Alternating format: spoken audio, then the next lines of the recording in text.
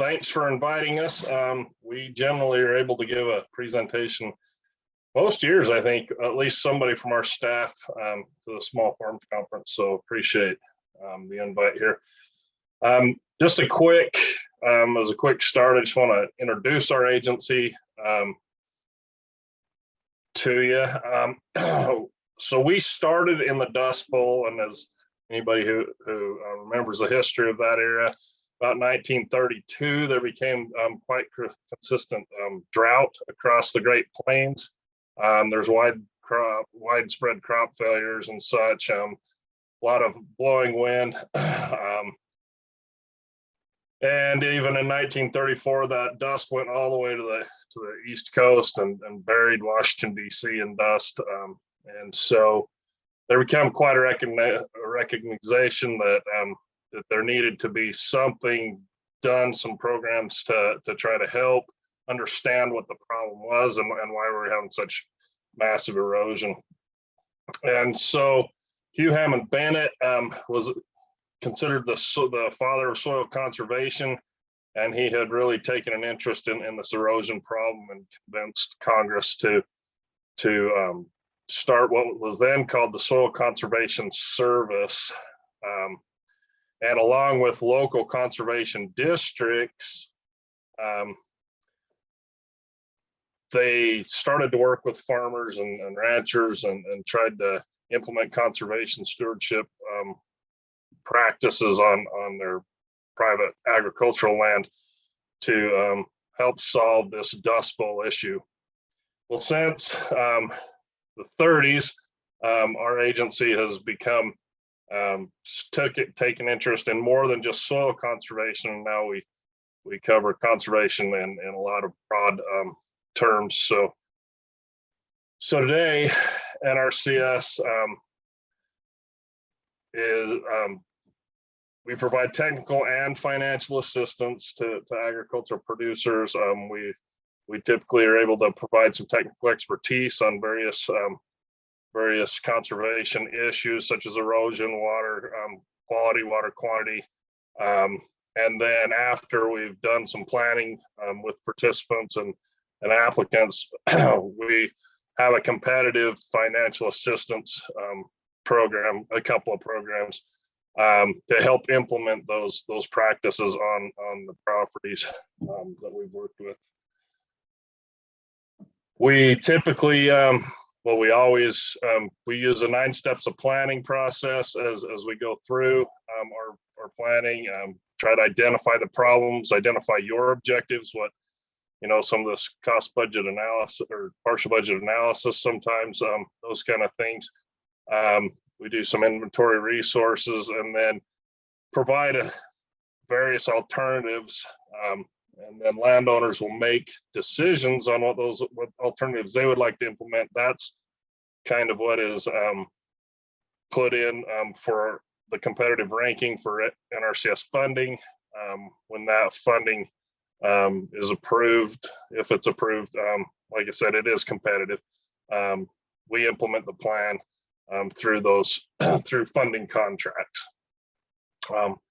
With me today is one of our local urban planners, Paula, and I'm going to have her go through some of the practices that we most commonly plan and work with in the field offices. So I'm going to turn it over to Paula for a minute. Hi, everyone. So can everyone hear me? Yeah, we can hear you. Perfect. So some of the opportunities that we can help NRCS for the urban small farms, we can help you in different ways, and I'll show you a little bit of just examples on things that we can help, but it could vary from every farm or operation. So if you go next.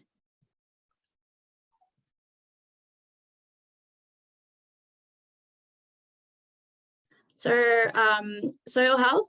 So we can help you just either recommendations on which cover crops to grow, mulching, crop rotation, and these are among other things to increase organic matter.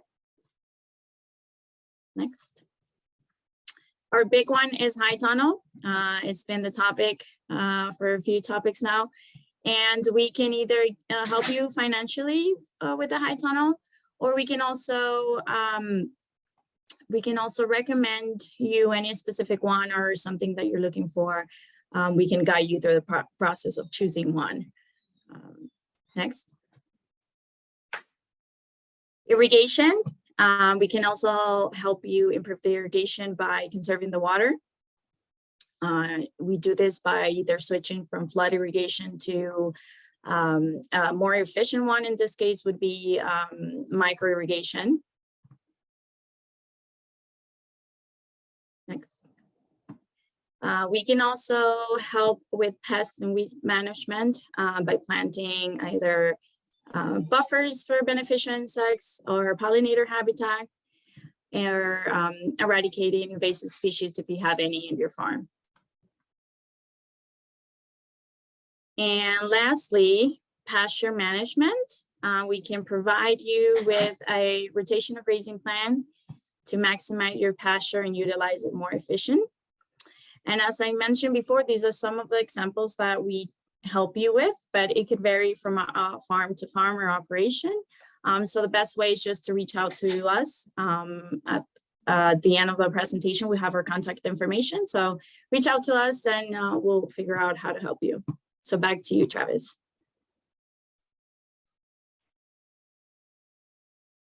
Okay, thanks, Paula. So most of the practices that Paula went over are practices that we help large and small agricultural producers with. There's no size limit to the operations that we will help. We have several programs that are financial assistance programs that we offer.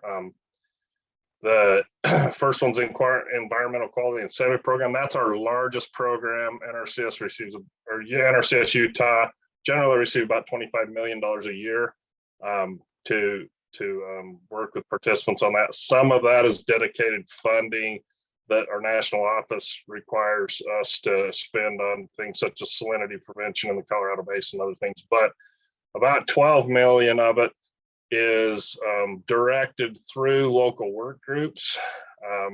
So the conservation districts that I previously discussed, they head a local work group which consists of lots of different partners, including state agencies and that, and they help prioritize how our funding is spent each year. And so through the Environmental Quality Incentive Program, they help direct those to various resource concerns across the state. The Agricultural Management Assistance Program is very similar to the Environmental Quality Incentives Program. And both of those two programs really focus on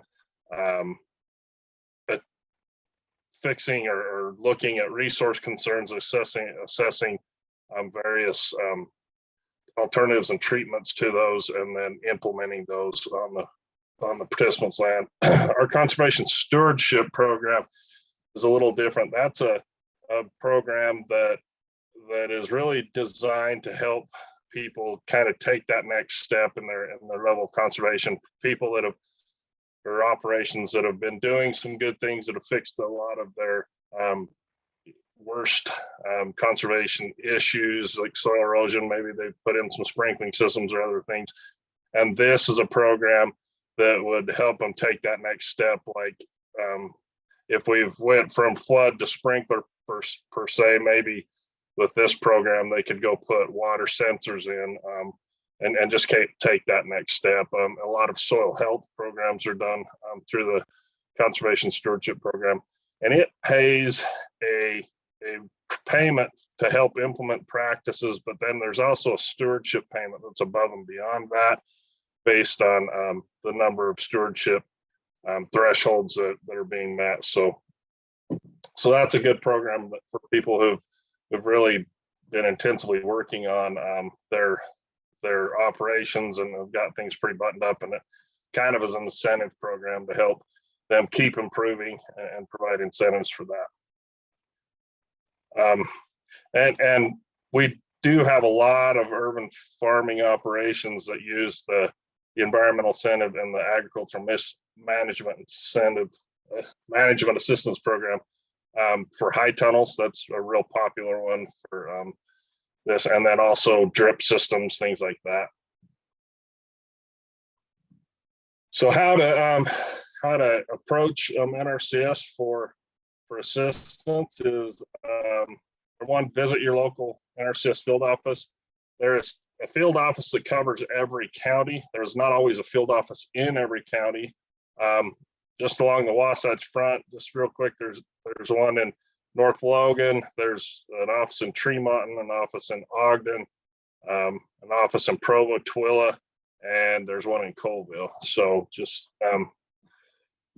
and then I have a map at the bottom of the teams in this presentation, and you can just Google NRCS Utah, hit the contact us button, and it will give you all the contact information to reach one of our local field offices. So first step is contact your local field office, set up an appointment to meet with a planner so you can discuss your goals and what things you have in mind. You probably already have some ideas of practices that would help you.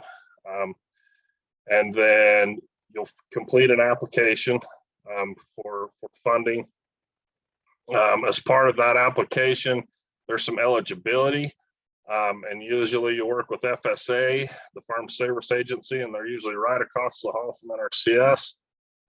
There's a few major farm bill requirements to deal with highly erodible land on wetlands, and then there's a adjusted gross income maximum that you have to verify that you're below on that. So you work with them a little bit on that, and then we help you write a plan. And that plan, once you determine what alternatives you're going to select and what practices that you're interested in, that plan is ranked against other similar plans through our various funding pools. And then the selected applications are, we develop a contract, we sign it, and we help get you going on that implementation phase. Last year, I think we funded about 45% of our statewide applications. There were some pools that we funded far higher number than that. And then there was obviously a few pools that were very competitive, and we funded a little bit lower than that. But in average, we fund about 50-50 or just slightly less of the applications that come in. So we've really taken a big focus on with our new administration and new Secretary of Agriculture has taken a big focus on urban farming, and some of that includes the National Organic Initiative. We've been operating this for several years, but again, we're taking another focus at it, and this one's to help eligible producers with the installation of conservation practices related to that organic production. There are requirements based on having an NOP or being working towards an NOP in the agriculture or in the organic world. And those that fall under the exemption of the NOP are still eligible under the organic program. Again, I discussed that there's new focus on urban farming within NRCS. Few of the benefits of that is its USDA services are available to those who produce fodder fiber, no matter the size, and we're focusing again on urban areas. There's no maximum on or minimum on size to be eligible for farm and tract numbers, which is the farming unit we use to contract these funding programs, and that includes FSA uses that. They assign the farm and tract numbers. There's not a specific program for our urban agricultural efforts, but we use our existing EQIP programs, and we break out fund pools and that would be beneficial to urban agriculture efforts. And those are going to increase, at least in Utah, over the coming years, to hopefully, so that we can hopefully narrow down and provide the assistance to those urban agricultural farmers that we haven't necessarily provided in the past. It's eligible on any land that's suitable for providing food to local communities. So it doesn't necessarily have to be in current farm or agricultural production. It could be a lawn space that you're looking at putting a high tunnel on. That would be eligible land for these programs. And there's no minimum income, agricultural income, to be eligible. The old farm bill had some requirements on what was considered an agricultural producer. Those have changed in recent years, and so there's no income that you have to generate from farm revenue to be eligible for these farm bill programs. Some of the things that as NRCS Utah we've done to help prioritize funding to urban farming is we've created some new pools that will be rolling out in the next year, strictly focused at urban farming operations. Our rankings that we've done this year, some of them prioritize urban farming rankings and give extra points for the urban farming component. And then we've hired 2 new planners along the Wasatch Front that will strictly focus on providing technical service to urban farming operations. The way NRCS contracts for our practices is through what's called a payment schedule. And NRCS doesn't provide grants. What we're providing is an incentive payment that is designed to be at a threshold that incentivizes the adoption of conservation practices. And we do that through these payment scenarios, basically. In the past, we didn't have payment scenarios that fit urban operations very well. And so a lot of times the payment was so small because of the size of the operation that it wasn't a benefit really for urban agricultural producers to work with us much. So this clip or slide here is just showing that we have in this year, or in the last 2 years, I believe, started really focusing on providing financial assistance that truly will incentivize our urban agricultural producers to work with this. And you can see that like, for instance, irrigation water management, we now are looking at less than 1 acre size units for helping provide payment, incentive payments on those. So some upcoming application periods that we have.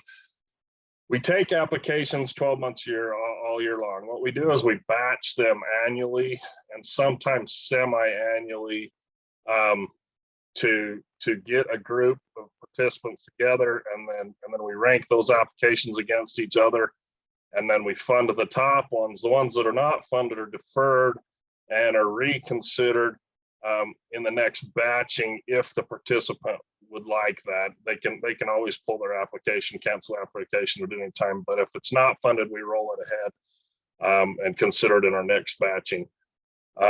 We have 2 application periods that are still outstanding for this year that we have not batched. One is our AMA RMA, and this one we are specifically prioritizing urban farming operations. We don't have a date on when that application period will be closed. I'm expecting it will be closed in the next probably 75 days. Well, no, excuse me, probably next 45 days.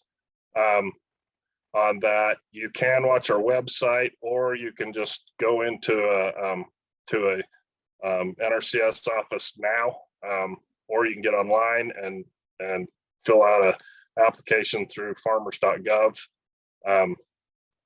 or you can just call them and do one over the phone. But this one will specifically prioritize urban farming operations.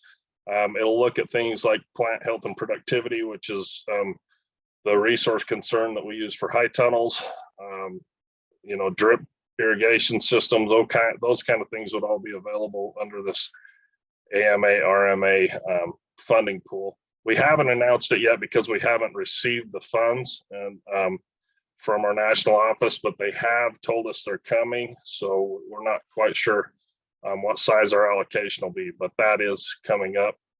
And then there's a brand new program, and it's got a little narrower focus, and it's called the EQIP CIC program. And it has a deadline of April 1st for our batching, meaning if you get your application in prior to April 1st, you would be considered for that. Its primary focus is on improving water quality and soil health through various management practices, but this is one that if you're interested in anything like composting and minimum tillage type operations, cover crops, if you're doing anything with that on your small operations, you'd be eligible for funding under that pool also. And then again, typically we take applications all year long. Typically our batching periods for the majority of programs and the majority of our funding is sometime right around early November. So if you submit an application between now and October, you would be considered for next year's funding, and it would also give you an opportunity to meet with a planner, go over your goals of your operation, and what you think could help you as far as helping your production and helping solve resource concerns on your operations.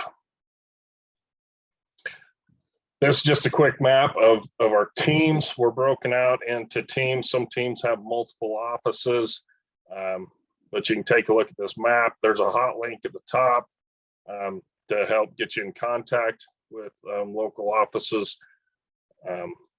And then our two urban planners, Paula Salazar, who's in our Ogden office, and Arisha Franco, who's in our Provo office. And so they would love to reach out and help you.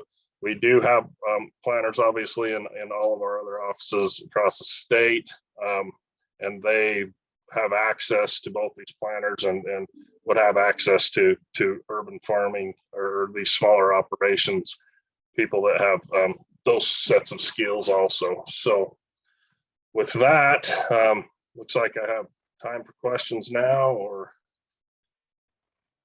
however you want to handle that, Ruby.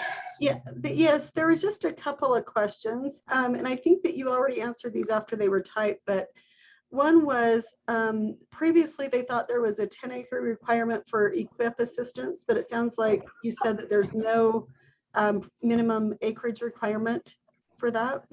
Yeah, correct. There's no acreage requirement. That some of those things were kind of in the last farm bill. I don't think there was a 10-acre one in the last farm bill. That might be some misinformation somebody was provided.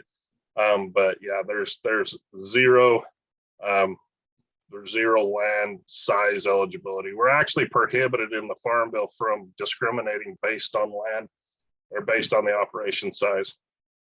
And then I also, you said that there was another question that came in. When you talked about the max gross income requirement, they wanted to know if that's their farming income or their whole household income. It's full income. It's $950,000.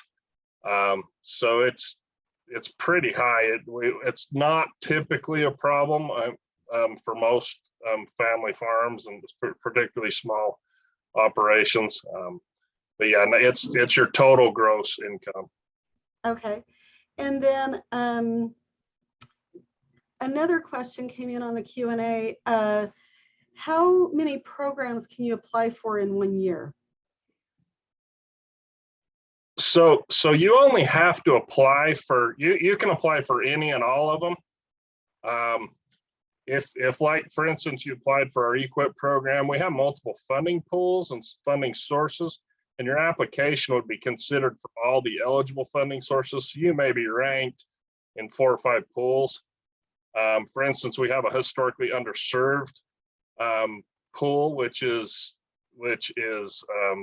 services often beginning farmers in those pools.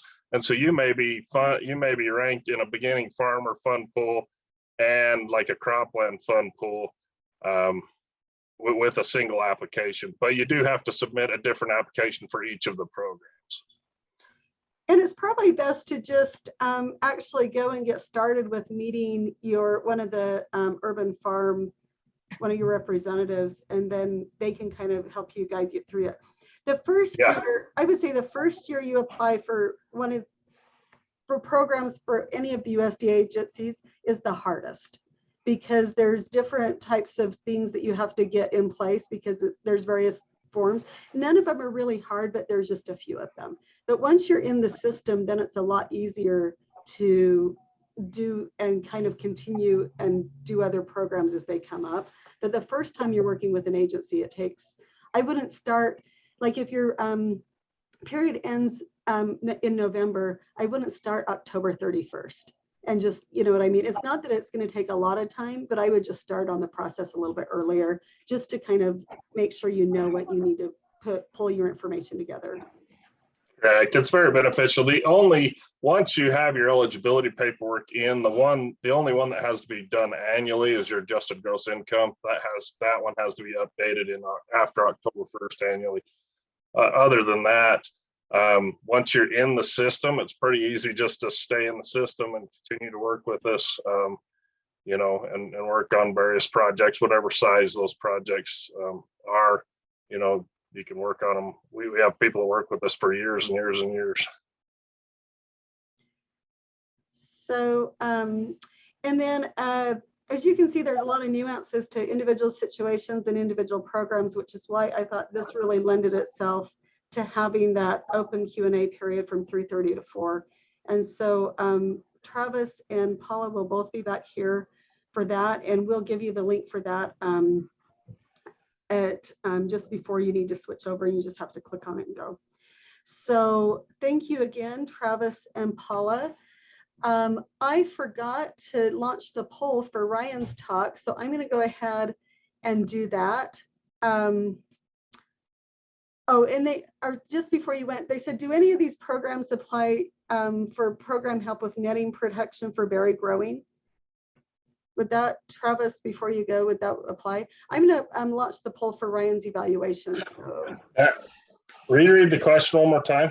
It says, do any of these assistance programs provide financial help with netting protection for berry growing? So like the birds and stuff don't get in and eat the berries and stuff, putting nets over them? Yeah, no, we don't. That's one limitation of our program is we do pest control for plants, but we will not do pest control for animal species.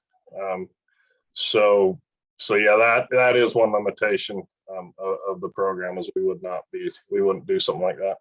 Okay, and then another question was, they asked about can you discuss briefly the process for getting a farm number?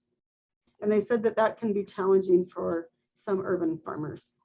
Yeah, and you might want to ask this one to the FSA next presentation. But there's Jamie right there. She can answer that far better than I can, because they issue it. Well, that was